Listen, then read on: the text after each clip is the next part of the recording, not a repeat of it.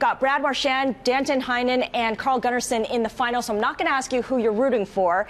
But advising pro athletes is obviously different than advising other clients. How's advising hockey players different from advising other professional athletes? Thank you very much for having me, first off. Pro athletes are young when they start their careers, and hopefully will have a long career, but we just don't know how long that career could last. So the importance of having a clear and cut plan right from the get-go is crucial for these pro athletes, whether it be hockey, baseball, basketball, football, or other sports. When you're recruiting clients out there, are you starting with the guys who are already in the NHL, already in the league, or are you looking more towards the minor leagues, American leagues, and things like that? That's a great question. A lot of people ask us whether or not we've got minimums, and how would you do that, especially if you're trying to crack into this business with working with guys who are just starting in the league. So the answer to that is no.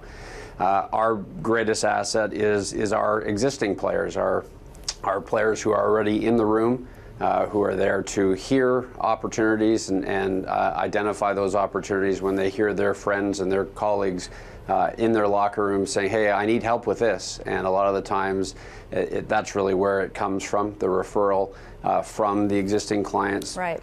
And quite frankly, from parents that we're dealing with as well. Yeah, word of mouth is invaluable here. Chris, which advice, financial advice, are your clients most skeptical of, and which advice are they most receptive to?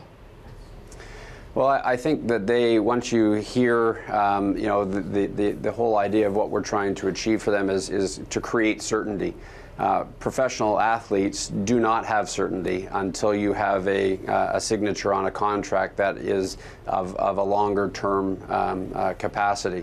So their lack of certainty is one of the biggest fears that I try to instill in these people. You have to have that certainty, and that means having liquidity. So it's not a race to have money put to work right away for them in the stock market per se, or long-term growth.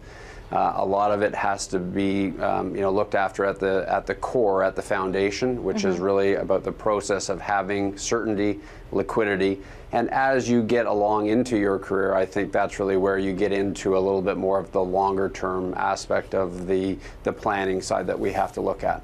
Chris, you got to be a little bit more than a money manager to deal with professional athletes. You got to be a little bit of a psychologist as well. If one of these guys comes to you, they're used to getting what they want. They want that new McLaren out there that's going to cost them, $300,000 or $400,000. What do you say to them? Yeah, well, I'm not your yes man, number one. Number two is that I have been called the Dr. Phil of this kind of business as well. A lot of what we do is about life management. It's about understanding what's going on in these young individuals' lives and their families' lives. And so we really need to strive to ensure that we strike a chord with them and they can trust us.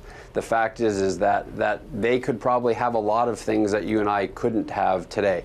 And so I have to make sure that they understand the impact that purchase or that big spend could have on them long term, and really kind of instill in them the idea that it has to last a long time, because it could be over tomorrow.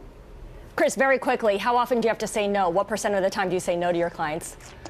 A lot. But at the end of the day, it is their money, and we have to adhere to that.